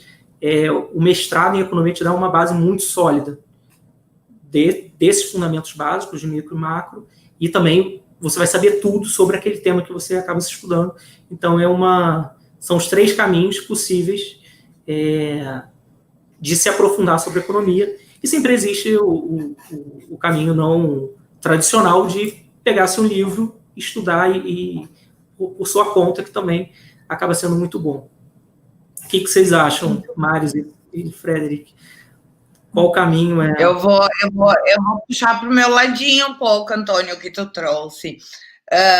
Dentro do mestrado, pessoal, essa lógica comportamental, já que é o tema da live hoje é a economia comportamental, pelo menos é uma percepção minha que a lógica comportamental ela é muito melhor trabalhada em programas de pós-graduação em administração, porque grande parte dos economistas ainda segue a teoria neoclássica. A gente não vê tantos economistas que realmente estudam a lógica comportamental. Claro que hoje tem aumentado muito, mas dentro da administração a gente consegue identificar muito mais esses estudos dentro do comportamento, até já são muito mais aceitos. Então, eu sugiro também procurar programas de pós-graduação em administração que possam dar ou melhorar esse aprofundamento nos conceitos de vocês. Existem também programas de pós-graduação muito bons dentro da psicologia social. Então, eu sei que em Brasília, na UNB, se não me engano, tem um mestrado em psicologia social, que também vieram já trabalhos super interessantes olhando essa teoria de tomada de decisão com a ótica comportamental, também pensando em decisões financeiras. Então, só complementando que, além da economia, eu acredito que essas outras vertentes, elas também possam aumentar a capacitação das pessoas, e dentro da lógica de que a tomada de decisão, ela não é só importante para entender as pessoas, mas ela é extremamente relevante olhando uma estratégia corporativa, porque a gente não pode esquecer que quem toma decisões dentro das empresas são pessoas, e essas decisões dentro das empresas são pessoas que fazem, e a base para essas decisões também é a teoria da racionalidade limitada. Então, tudo isso que a gente traz, que o Kahneman traz, que o Thaler traz, eles também servem de subsídio para grande parte dos estudos de tomada de decisão com a ótica comportamental também, olhando a decisão com gestores, trabalhos envolvendo liderança. Então, também, hoje a gente vê a ótica do comportamental multidisciplinar. Então, todas as áreas da administração já trabalham isso, a área de recursos humanos, operação, finanças. Então, a gente tem diferentes linhas marketing também, obviamente, que trabalham isso. Muito bom. Essa ideia da gente se aproximar, quando eu tenho uma linha de estudo que eu quero me aprofundar e se aproximar com uma área de ciências, né, ciências administrativas aqui nesse caso, que embora a gente chame de economia comportamental, a gente vai ter um aprofundamento já mais dentro das pós-graduações no Brasil, né, a gente está falando a nível Brasil, dentro da linha da administração, é o entendimento na tomada de decisão um pouco mais racional de quando eu quero seguir nesses estudos. Então, não tinha como a gente falar sobre esse assunto sem dar a dica, sem dar o caminho dos atuários se aprofundarem em economia, e especificamente quem quer se aprofundar em economia comportamental, então buscar essa linha realmente mais ligada à parte de administração, de marketing e tudo mais. Dentro dessa linha de marketing tem o tradicional, né, human to human, né, porque a tomada de decisão, embora a gente fale em B2B, né, entre empresa e outra empresa, quando a gente tem produtos e tudo mais, a decisão ela é tomada por um outro humano que está dentro da empresa. Então, é essa linha que a gente consegue fazer o link direto com a economia comportamental, e é muito interessante. Eu coloquei aqui no final, essas duas dúvidas, duas perguntas adicionais para a gente trazer, antes da gente entrar no caso, que a gente vai dar uma olhada com o aprofundamento que o Antônio separou, para eu fazer para a Fre, porque a gente, dentro dessa linha assim, de entendimento, que é uma coisa que eu acredito que perguntem bastante para você, já que você trabalha com a parte de finanças, então como é que eu faço as minhas decisões financeiras sobre investimento? E dentro da economia comportamental, eu queria que tu trouxesse um pouco de como é que ocorrem essas decisões sobre investimentos. Agora, em especial, quando as pessoas, se tu acompanhou alguma coisa, agora em especial, o desespero das pessoas verem a poupança rendendo pouco e tudo mais, como é que foi essa linha de decisão? As pessoas tomaram a decisão de ir para ações sem nem entender, com base no sistema 1, simplesmente. Como é que foi isso nessa linha de investimentos também? A gente falou de crédito, agora vamos falar de investimentos.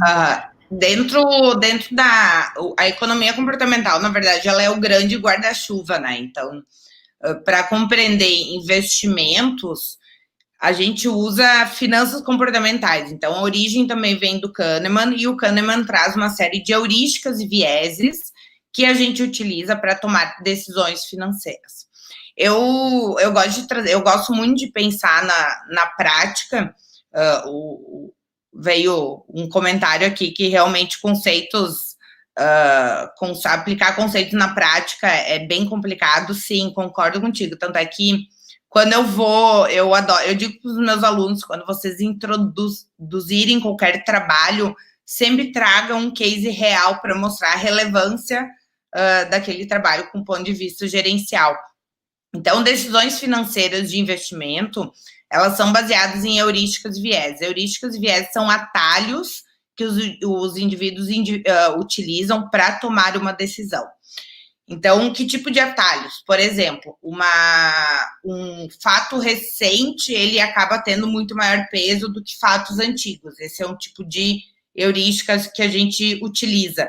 Então, tem estudos que mostram que ou estudos não, mas o próprio o Ariely, se eu não me engano, ele traz esse conceito de que se hoje cair um avião, amanhã as pessoas vão ter muito medo de andar de avião, porque foi um fato recente, é uma catástrofe que aconteceu, por mais que a gente saiba que a probabilidade de cair um avião é muito baixa e que por mais que tenha caído hoje um avião, amanhã a probabilidade de cair o avião segue sendo muito baixa, as pessoas acham que pelo fato de aquilo ter ocorrido recentemente, que vai acabar tendo uma replicação ou um medo de que aquilo ocorra de novo é muito alto.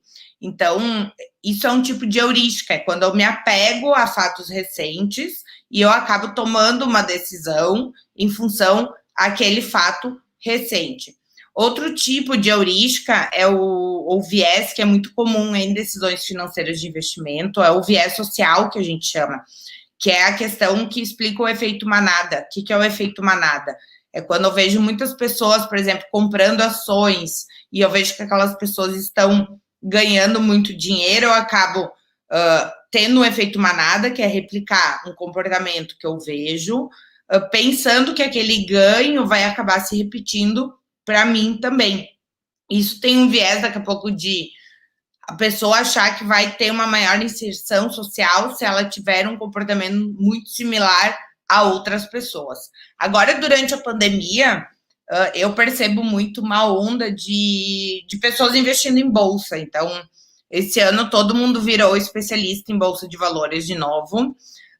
Todo mundo quer ganhar dinheiro em bolsa. Muito porque 2 motivos. Com juro baixíssimo, a gente acaba tendo que investir em ativos mais arriscados para ter um ganho. Mas a explicação comportamental que a gente tem para isso é que eu tenho maior acesso a informações, as pessoas com a pandemia, com o isolamento social, elas acabaram tendo muito mais tempo de buscar informações e acabaram fazendo mais cursos e investindo em bolsa de valores. Para o Brasil é ótimo, porque a gente sabe que o crescimento econômico ele só existe se a gente tem um mercado de capitais bem desenvolvido, então acaba sendo muito bom. O que é o lado negativo de tudo isso? É a crença ou a busca de que as pessoas muitas vezes buscam dicas com influencers digitais, influenciadores digitais, sem ver histórico, sem ver se realmente o que aquela pessoa está dizendo é o que ela pratica, será que ela tem um currículo bom a respeito daquilo que ela está dizendo para a gente fazer.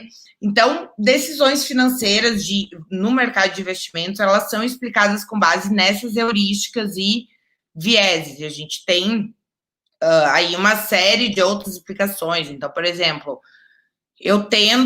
isso vem numa explicação lá do Freud, que se eu cresci num ambiente familiar onde os meus pais gastavam muito e viviam endividados, a minha realidade hoje é exatamente replicar aquele comportamento, ou eu gerei um trauma na pessoa, que a pessoa fica totalmente o oposto, ela vira um indivíduo bem pão duro, que a gente chama, então extremamente controlado e conservador, que tende a não gastar nada. Então, normalmente, quando a gente tem episódios que geram alguma lembrança para as pessoas, o comportamento delas de hoje, ela tende sempre a seguir dentro dessa polarização, assim, é ou não é. Então, o equilíbrio, que é o ideal, acaba gerando, a gente não tendo. O que ele perguntou aqui?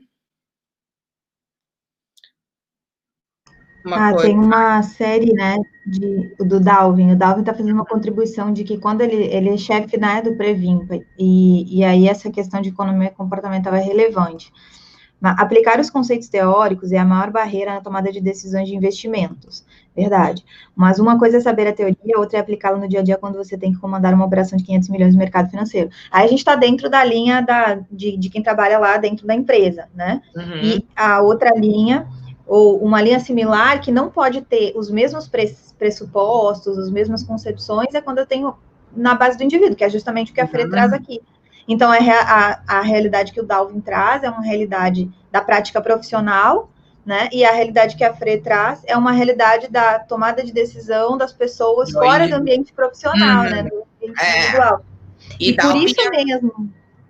E assim, Dalvin, quando a gente é gestor de uma operação nesse montante aqui que você trouxe, o gestor ele tem que cumprir uma cartilha de recomendações. Então, tu tem políticas de investimento, ele não toma decisão com base em heurísticas e viés, até porque ele pode ser processado judicialmente se ele fizer algo desse tipo. Então, normalmente essa tomada de decisão com foco muito mais corporativo, ele não segue heurísticas e viés, porque tu tem que aprovar decisões de conselhos e outras instâncias dentro das empresas. Exatamente. Muito bom. Então, essas decisões aí financeiras têm esses conceitos que a FRE trouxe, né? Em especial o que a gente viu aí em relação a coisas mais conhecidas que vêm sendo faladas, que é o efeito de manada e a utilização de indicações aí de hacks com base em influencers, que é uma coisa que a gente questiona. E aí, os fatores, agora, para a gente fechar essa questão da economia comportamental, eu queria que tu falasse um pouquinho sobre os fatores cognitivos como preditores do nosso comportamento. Claro que tu já trouxeste a nossa experiência individual, um pouco embasada na teoria de Freud, mas tem mais algum que tu queira destacar? Eu acredito que os fatores, eles podem compreender diferentes características individuais, né? Então, a gente tem muito essa variável cultural, a gente tem questões relacionadas à minha atitude em relação ao dinheiro. Então, hoje se fala que não é o suficiente o meu conhecimento financeiro, sim, eu preciso compreender, eu preciso entender também qual que é o meu comportamento financeiro. Então, se eu consigo aplicar aquela teoria na prática, isso, que nem o Dalvin aqui falou, assim, até as pessoas fazer essa aplicação de conceito na prática é muito complicado, que é a questão do comportamento. Tu tem a questão da atitude financeira, então, qual a tua relação com o dinheiro, qual o valor que tu dá para o dinheiro, então isso também influencia. Eu tenho questões como orientação temporal, aversão ao risco, que é uma característica individual também, materialismo, orientação temporal, que eu já trouxe aqui. Então, hoje todos os fatores cognitivos que podem anteceder ou prever o nosso comportamento são aqueles fatores que são utilizados dentro da linha do marketing para compreender qualquer comportamento, decisão comportamental de compra de qualquer produto ou serviço. Então, a gente vê estudos, tem estudos, e a gente percebe que esses fatores, eles são utilizados também dentro da lógica de decisões financeiras. Muito bom. E aí a gente separou agora, o Antônio vai trazer para a gente, a questão do dilema da doença asiática. A gente tem que ver o resultado, né, também do nosso... do nosso mente. Mas ele aparece aí para ti, depois tu busca aí, projeta aqui pra gente, Antônio. Tira do mudo para você falar do dilema da doença asiática. Vai lá, conta, porque eu tenho certeza que tem gente aqui na audiência, não é todo mundo que conhece, então vamos contextualizar. Tem uma questão levantada pelo Kahneman sobre como que é esse modelo de escolha racional. E aí o exemplo que ele dá, que eu acho que é bastante pertinente e atual, é o dilema da doença asiática. Eu adaptei um pouco. Seria mais ou menos o seguinte, imaginar que o dilema trazido pelo Covid, um gestor de saúde, um pequeno país, ele tem 2 programas alternativos de combater a doença. Ele pode alocar todos os recursos para a construção de leitos de UTI contra a Covid. E aí não tem outra alternativa, ele pode fazer isso. Ou ele pode utilizar os mesmos recursos que ele utilizaria para construção de leitos de UTI para obter um tratamento eficaz da doença. Assim, então, ou ele constrói UTI, ou ele pesquisa e gera o próprio tratamento. A gente não está falando aqui de vacina, assim, você vai ter um tratamento, e as estimativas científicas, considerando que tudo isso seja verdade, a consequência do programa são as que seguem no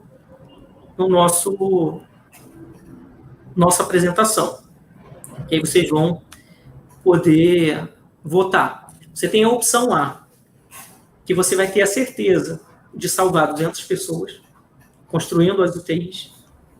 Se você for para a solução terapêutica, você tem probabilidade de 1/3 das pessoas de todas as pessoas serem salvas, e uma probabilidade de 2/3 que você não consegue salvar ninguém, ou seja, a sua eficácia terapêutica não vai dar certo. Eu gostaria que vocês votassem para a gente poder fazer essa comparação entre o público atuarial, que estuda probabilidades, estuda essa área quantitativa, e alguns resultados da literatura. Muito bom. Agora, para a gente projetar, tu consegue abrir o link e fazer um share screen aqui para a gente dos resultados do anterior e desse? Consigo. Oh. E aí, Fre, o que você faria?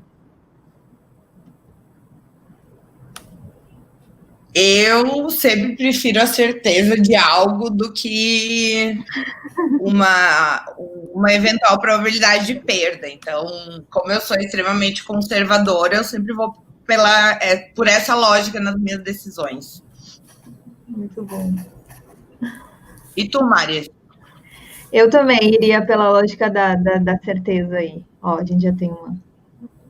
Essa é da primeira, ó. O que é a economia? Limites, recursos, economia é a teoria de risco, toda ação humana. Muito bom.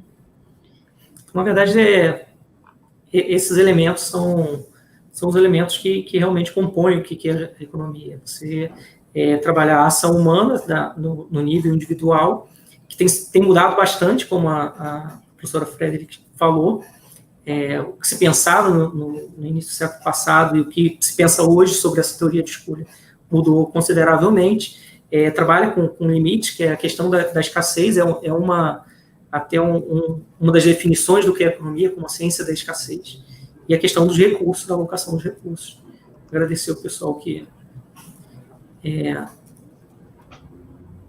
muito bom. acabou contribuindo. E o próximo, a gente tem que dar um tempinho, né, para a galera votar e tudo mais. Mas, Antônio, qual seria a tua... Olha ali, ó, todo mundo. Tu também decidiria pelo certo ou pelo duvidoso? Eu não sei. Talvez pelo certo. É porque a probabilidade de 1/3 ali, né, de 600, ou seja, 200... Deixa eu voltar aqui no slide, só um segundo aqui.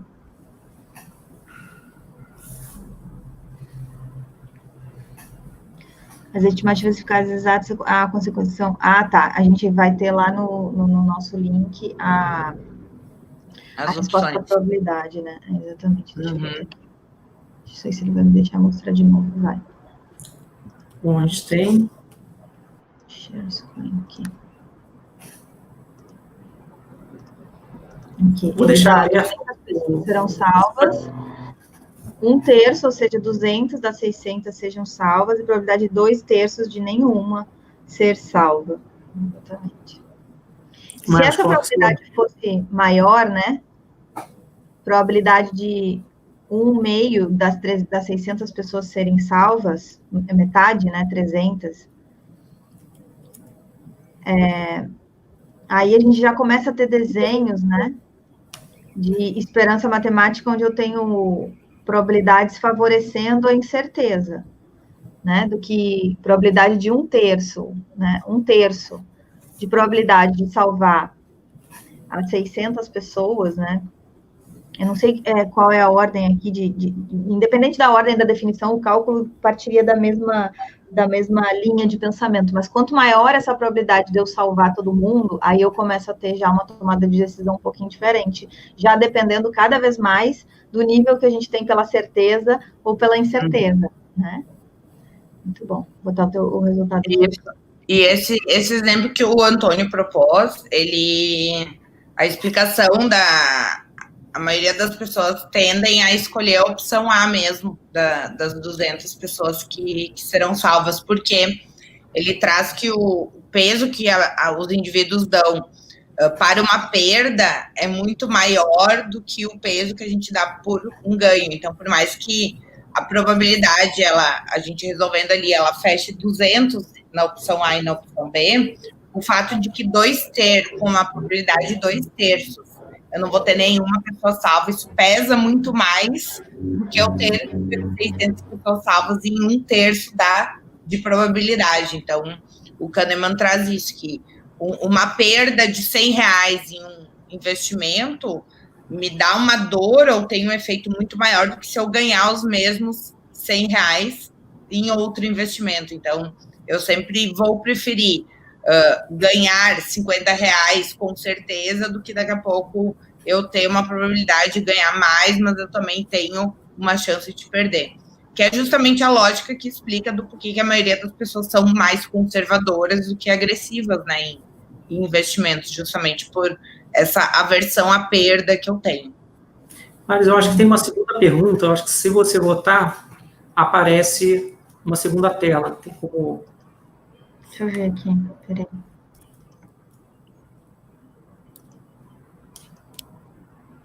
Tá, vou votar nas 200 aqui. Apareceu? Não, ó, tá continuando isso aí. Eu já votei, né? E aí? Deixa eu ver aqui. Acho que eu tenho que selecionar aqui. Agora, uma segunda pergunta sobre esse mesmo problema. Agora, se a gente não falar mais de certeza de salvar 200 pessoas, a gente falar assim, se a opção A, se a gente construir o TI, a gente tem a certeza que a gente vai matar 400 pessoas vão morrer.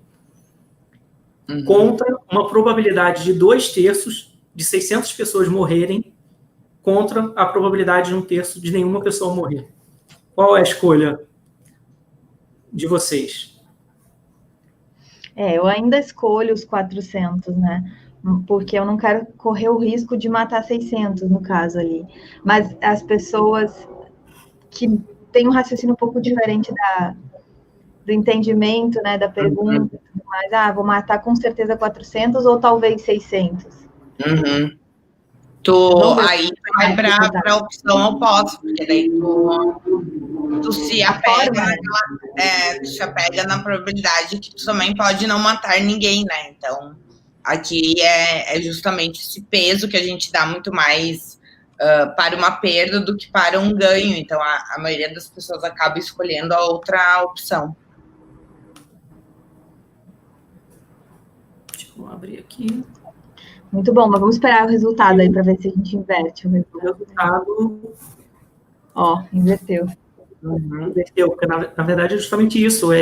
Pelo modelo de escolha racional definido lá pelos economistas, tanto faz a ótica que você vai dar, se é salvar 200 pessoas, se você salva 200 pessoas e os outros 400 morrem, ou se você vai ter uma chance de salvar uma parte da população e o complementar acaba morrendo.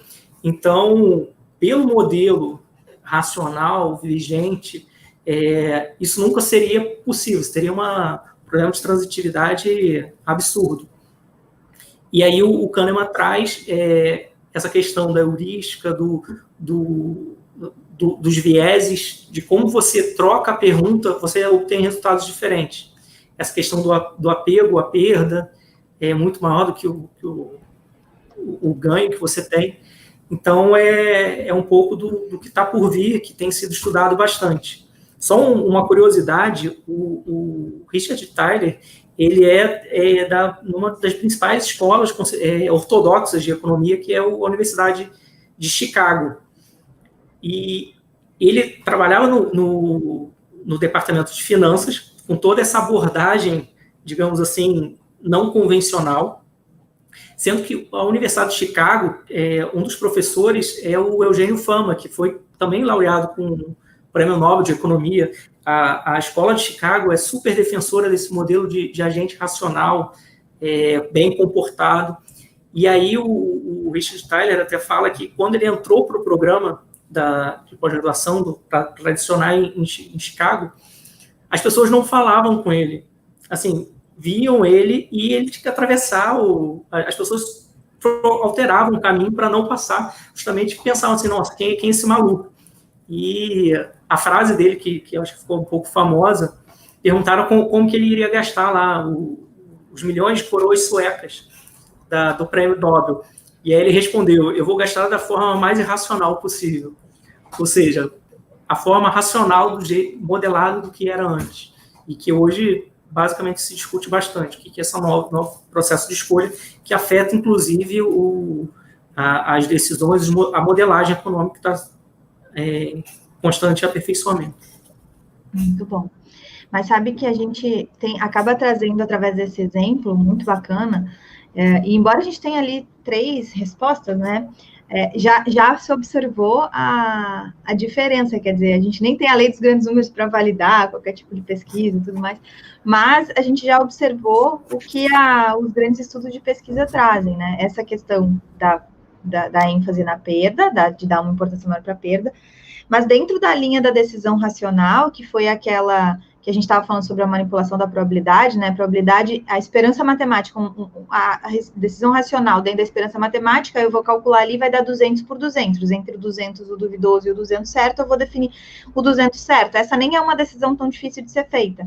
Agora, se eu tivesse uma probabilidade diferente, uma probabilidade de 1/3 de salvar as 600 pessoas, 1/3 não, 1/2 de salvar as 600 pessoas, e aí a decisão racional, pela esperança matemática, seria opte pela segunda, né? Mas mesmo assim, a gente vai ter uma decisão que muitas vezes eu sou avesso ao risco de matar 600 e vou decidir, embora eu tenha a esperança matemática me indicando pela segunda, ou seja, decisão racional com base na teoria das probabilidades, né, na esperança matemática me determinando que eu decidisse pela segunda, ainda assim, eu faço uma decisão pela primeira de garantir as 200. E a mesma coisa ocorre quando eu vejo a outra pergunta de outra forma. Então, tem 2 formas de manipulação, assim, do resultado que a gente vai encontrar, não de manipulação, né, de indicação do resultado, assim, de possibilidades da gente encontrar resultados diferentes. Um com base na alteração da probabilidade, esperança matemática e entendimento de aversão ao risco, e o outro com base na forma da expressão da fala, da pergunta, do questionamento, de colocar a prioridade da morte em relação a colocar aos sobreviventes. Então, vejam, a gente só trouxe 2 e já deu uma complexidade para a decisão, para o dilema, né? Mas, de qualquer forma, eu posso trazer muitas outras, né? Expectativa de crescimento econômico, populacional, tratamento de doenças. Então, para ver como a gente consegue fechar aqui com a complexidade que existe dentro da economia e da economia comportamental, trazendo aí todas essas questões diferentes. Gente, eu quero... Só para reforçar essa questão de como se comunica, que a professora Frederic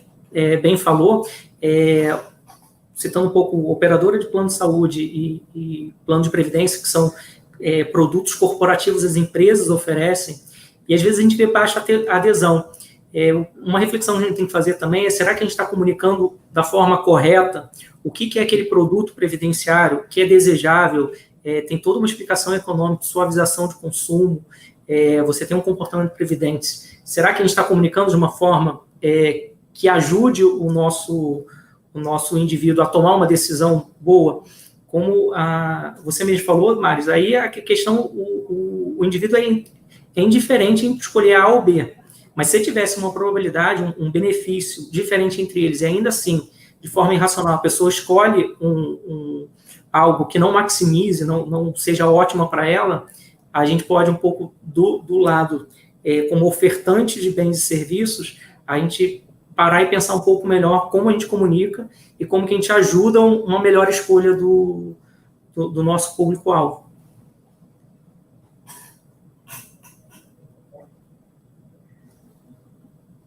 Exatamente. Muito bom. Gente, passar as palavras finais, perguntei aqui se tinha mais alguma dúvida, a gente foi respondendo ao longo da nossa conversa, e agradecer a vocês pela participação, pela disponibilidade, foi um excelente conteúdo. Frei, primeiro para você. Queria agradecer de novo, Maris, pelo convite, pela oportunidade de estar aqui. Pessoal, então, sigo à disposição, quem quiser trocar alguma ideia comigo, quem quiser me contatar, a Maris colocou antes o meu Instagram, estou no LinkedIn também, então sigo à disposição, qualquer dica, qualquer coisa que vocês precisarem, podem me procurar que eu sigo aqui. Antônio? Obrigado, Márcio, pela oportunidade de falar um pouquinho de economia. Assim, sempre gosto. Assim, acho que é a área que eu escolhi no passado. Assim, eu gosto bastante de economia. E uma maior paixão que está abrindo aí é a questão atuarial, assim, que estou me encantando. Agradecer à professora, foi excelentes questões que levantou sobre a aplicação da economia comportamental, que é muito pouco conhecido no dia a dia da gente.